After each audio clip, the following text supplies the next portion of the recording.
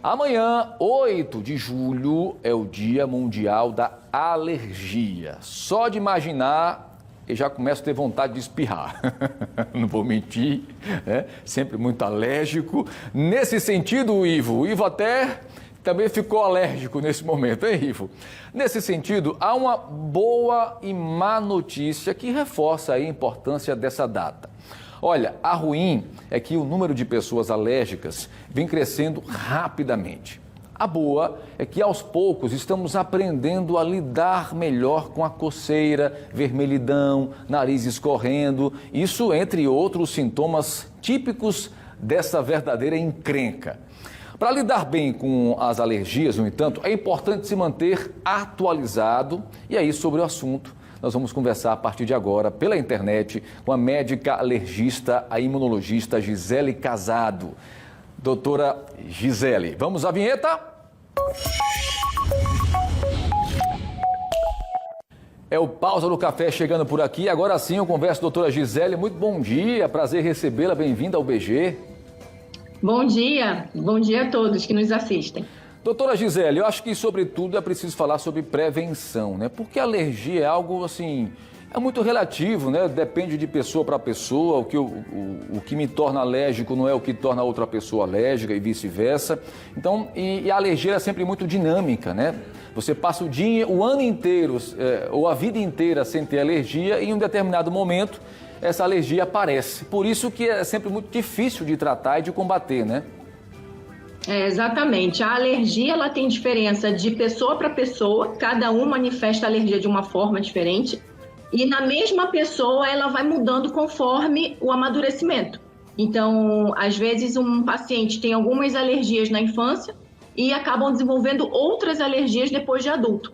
Então, ela é variável. E até o fator emocional conta nisso, né? O emocional conta muito. Agora, como buscar essa prevenção? Porque muitas vezes os sintomas da alergia acabam se confundindo, inclusive, com outros probleminhas de saúde, resfriados, gripes e outros mais, não é? Como é que a gente vai buscar, portanto, esse tratamento? Na verdade, existe uma confusão na população em geral de confundir alergia com imunidade baixa. Então, geralmente o paciente está tendo crises de rinite alérgica, né? Está corizando, está espirrando, e isso são sintomas geralmente diários. E aí fala assim, doutora, eu só vivo gripada. E na verdade não tem febre, não contamina ninguém, né? A pessoa tem aqueles sintomas diários que incomodam, que diminuem a qualidade de vida. Então, a alergia não é uma imunidade baixa. Quem é alérgico não tem uma propensão a pegar viroses. Na verdade, essas crises são as crises alérgicas. A alergia é uma imunidade errada. O paciente reage àquilo que ele não deveria reagir. Ele produz um anticorpo que não deveria existir no organismo. E aí esse corpo produz problemas inflamatórios. Aí vai depender de onde ele manifesta a alergia. Se for respiratória, vai manifestar através da rinite, com os espirros. Se for asma, vai se manifestar com tosse, falta de ar. Se for de pele, vai se manifestar com dermatite urticária. Então tem essa diferenciação. Por isso que é importante também fazer aquele exame da tipagem, do tipo de alergia, né, que se faz. Você vai para um laboratório, até mesmo para um consultório médico e faz a busca, né, pelo tipo de substância que você é alérgico. É isso, doutora?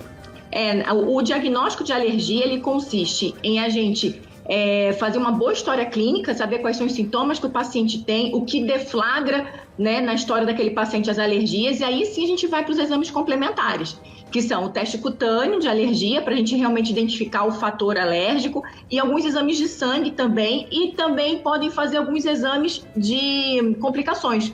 Por exemplo, às vezes um paciente tem rinite alérgica, a gente faz o teste cutâneo, mostra que ele tem sensibilidade aos ácaros da poeira, a mofo, mas a gente precisa às vezes de um exame a mais, um raio-x de seios da face, uma tomografia, e aí existe toda essa investigação para a gente poder tratar melhor o paciente. Bom, quando se trata de tratamento, é evidentemente que a ciência ela evolui de uma forma muito rápida, né? Eu falei, até brinquei aqui no início, que só em falar em alergia já começa a ter espirro, né? Só que, por exemplo, os medicamentos que eu usei no passado, isso 5, 10 anos atrás, certamente não são os mesmos medicamentos que são utilizados hoje. Existe essa evolução. Agora, num bojo todo esse contexto, aí é onde eu pergunto, existe um tabu na utilização de corticoides. Até que ponto, de fato, o corticoide ele é o medicamento ideal para se combater as alergias? A gente está, hoje em dia, na terceira geração dos antialérgicos. Então, a gente consegue tratar a alergia com antialérgico que não é corticoide e com os corticoides. O tratamento mais moderno é a gente não fazer corticoide oral, porque pode ter alguns efeitos deletérios de engordar, alteração óssea, alteração de crescimento. Mas hoje em dia as medicações são tão modernas que a gente trata com uso tópico. Então, por exemplo, se o problema é o nariz, se você está com obstrução nasal, está acorizando, a gente utiliza uma medicação nasal, um spray nasal, que é a base de corticoide, mas é corticoide tópico. Então, é como se você estivesse passando uma pomada no nariz, só que é líquido. Então, ele não tem absorção sistêmica, é uma medicação totalmente segura e a gente faz a partir de criança de 2 anos. Então, hoje em dia, tem medicações modernas que não vão dar tanto efeito colateral para o paciente e o paciente consegue viver melhor. Então, a gente hoje em dia raramente usa corticoide oral ou injeção de corticoide. A gente usa geralmente os tópicos. Então, se é asma, a gente usa a bombinha. Se é rinite, a gente usa o spray nasal. Se é dermatite, a gente usa a pomada. E assim o paciente consegue viver melhor.